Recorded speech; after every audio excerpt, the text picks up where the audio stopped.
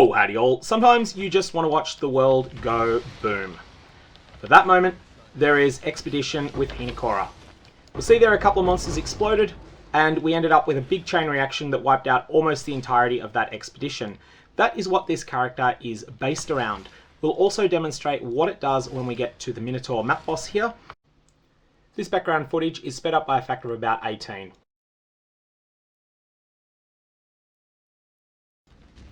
Okay, so welcome to the Minotaur.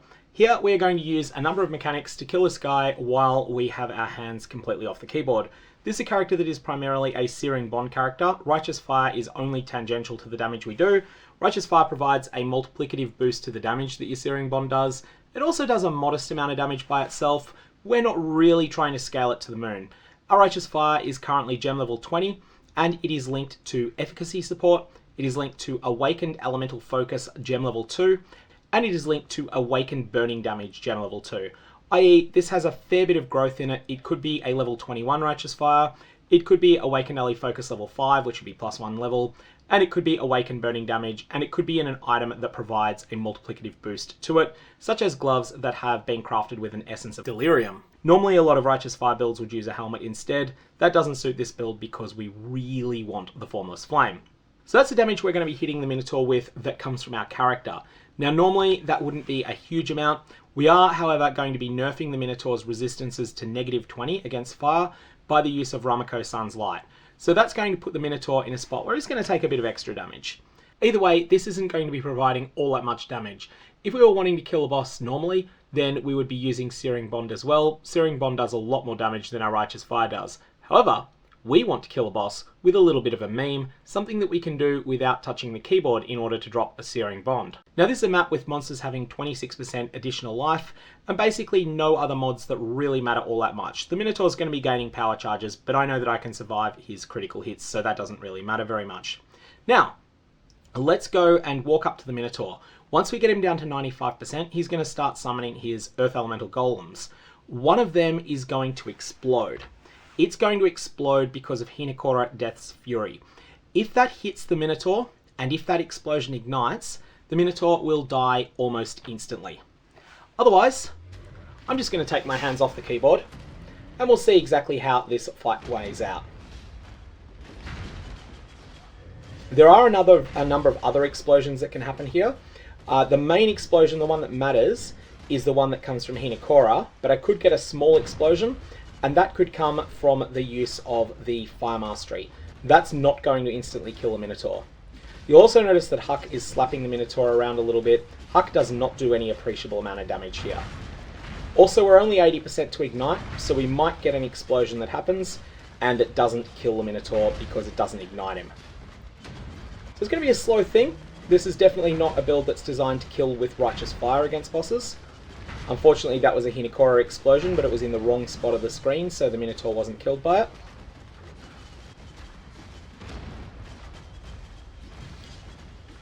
Now, in terms of the defenses that are keeping us alive at the moment, we have 90,000 armor, we have 75% attack block, and we also have 15% of physical damage suffered as cold instead. Now, 15% of phys suffered as cold is then further mitigated by the fact that we have 90% cold resist and 90% lightning and 90% fire. So it's just a waiting game at the moment. One of these explosions will go off, and when it does happen, the Minotaur is going to go splat, and it's going to be hilarious. There he goes. Okay, so that's an AFK Minotaur kill. Let's go through those defenses. So we mentioned 90,000 armor.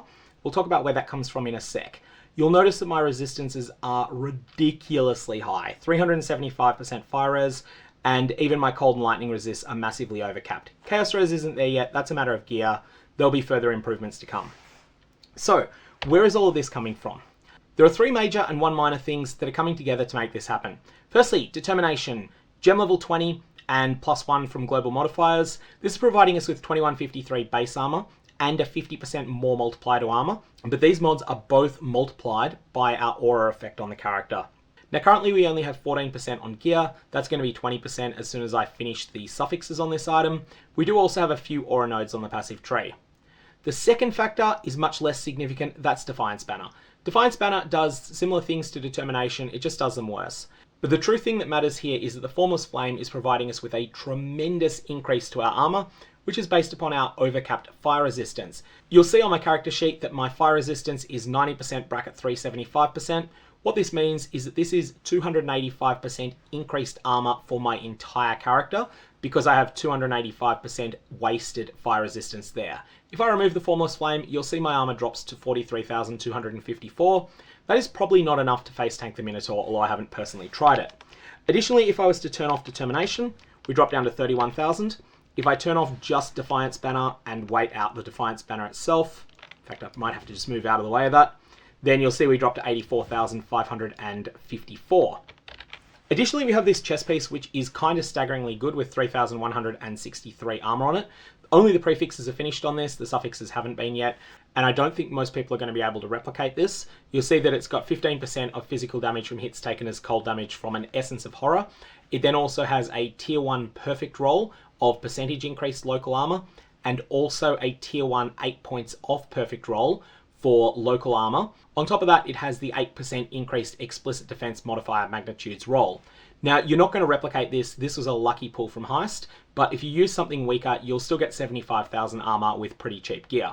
That's the core of the armor. Rise of the Phoenix provides a little bit, but the most important sources are Determination, Defiance Banner, Formless Flame, and having as much as is plausible on a chest armor. On top of that, however, we have one very important other defensive layer, and that is the Red Nightmare. The Red Nightmare is single-handedly providing me with 53% attack block on this build, which is staggeringly powerful. Now, that is coming from us having 10 of these Tattoo of the Namahu Firewalkers, all of which are applied to strength nodes in the area. So each of those is now giving us 4% chance to block attack damage as a consequence of the Red Nightmare stats. As well as that, we get Barbarism giving us 4% attack block. Each of these small nodes next to Barbarism only gives 1%, even though they're 3% all res each. They don't give you 3% block chance between them, they only give you 2% between them. And we also have Diamond Skin here providing 7% attack block. All of these are providing a total of 53% attack block, which is a tremendously powerful defensive layer. And at the last second while I was editing this, I realized that I forgot to mention Purity of Fire. Part of the reason our fire resistance is so high, we do have a bit of it on gear, but we also have Purity of Fire providing both an increase to our fire resistance and also an increase to our maximum fire resistance, which is incredible in the context of the Chieftain Ascendancy and provides us with a lot of extra defenses, especially given that some of the wasted, i.e. overcapped fire resistance, is still helping us because we have a Fire Mastery that causes it to provide us with flat regeneration, and because the Formless Flame is providing us with armor based upon some of this wasted excess fire resistance as well. What is it that we're weak against? We are weak against spells that deal physical and or chaos damage. We do not have any block against those, and the physical damage and chaos damage gets through fairly nasty.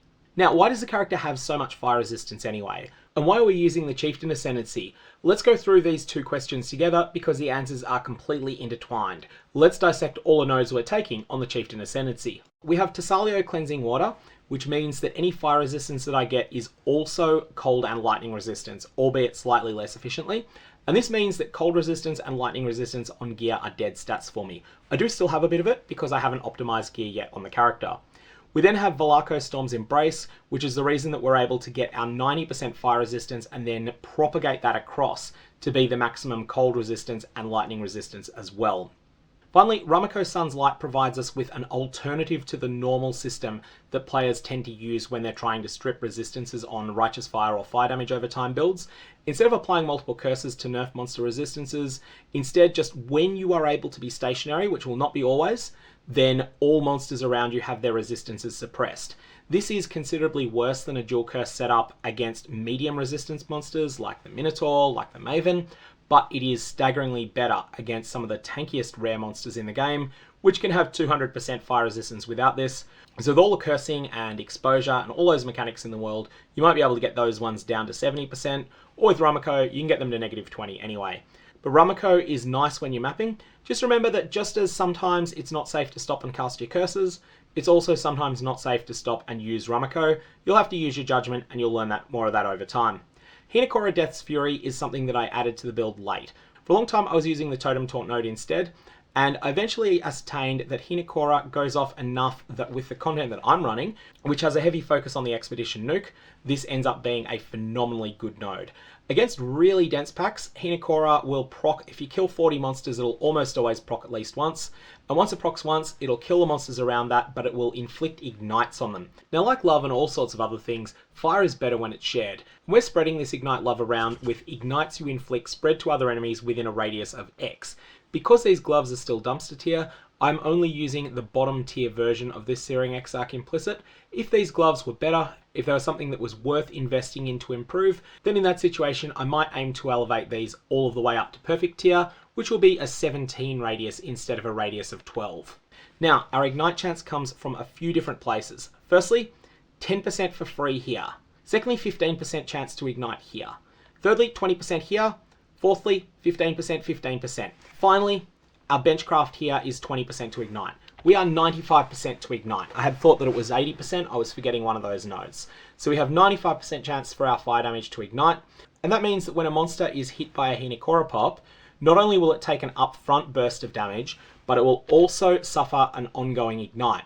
That ignite can then tear the monster apart, even in situations where the monster that's being ignited is as much tankier as the Minotaur is compared to the Earth Elementals in his zone. So let's talk about offensively. We have the Honor Tattoo of the Warlord providing +1 gem level to our Searing Bond. We have Searing Bond itself. You must use the Phantasmal version of this gem. You don't need quality to exceed 20. 20 is enough, but you definitely want to be using Phantasmal Searing Bond here.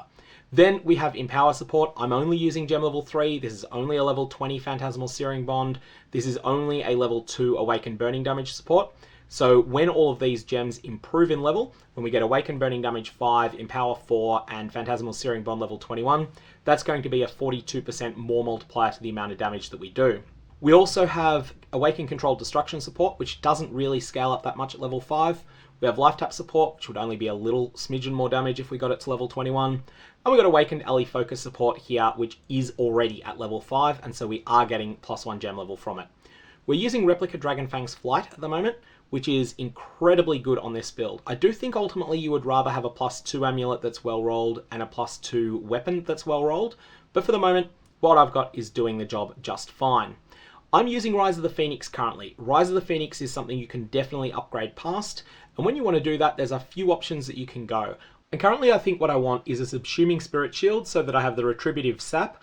I will only be at 73% block chance if I had an exact copy of this shield, but you would have 4 additional mods on the item and you might well be able to re-block cap with that, and additionally get some other good things on it.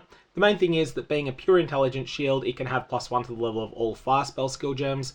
3% maximum fire resist will actually be enough with the setup that I'm going for. And on top of that, being a Subsuming Spirit Shield rather than the higher tier Transfer Attune Spirit Shield means that it has a lower intelligence requirement, which is something that's a little bit easier on the rest of the gear. But you could definitely do a lot of other things as well. You could go a strength-based shield and forego the +1 gem level. There's a whole lot of options that you've got, and I'm not going to say that one of them is better than the others. In terms of other things that are on the tree, we have the Call to Arms node.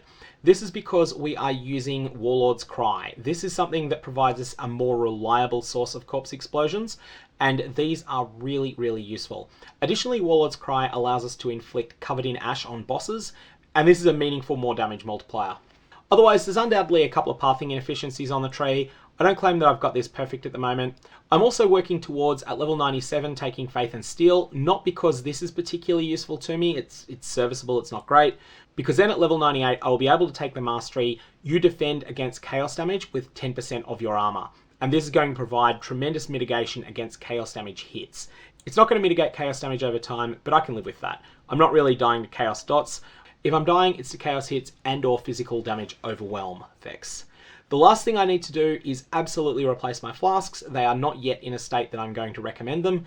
There will be a taste of hate in there somewhere, but I haven't yet worked out my package of flasks. So for the moment, don't copy the rubbish flasks I'm using if you do decide that you want to play something along the lines of this build.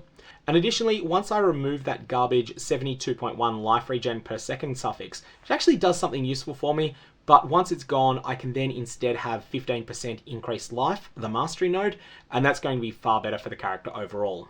I then also need to get rid of 7% increased life recovery rate because that's also a life mod, but that's easily done. Once we've gotten rid of those mods, then we can work on finishing off this plate and getting it to 20% increased effective non-curse auras from your skills, which requires a double elevated craft using Orbs of Conflict, but we'll get that done over time. That's a project for another day, not today.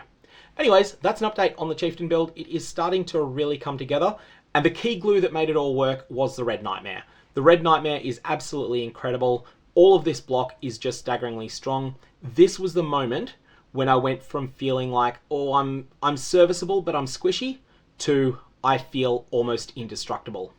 May your Varlorbs have interesting results, and I will see you around.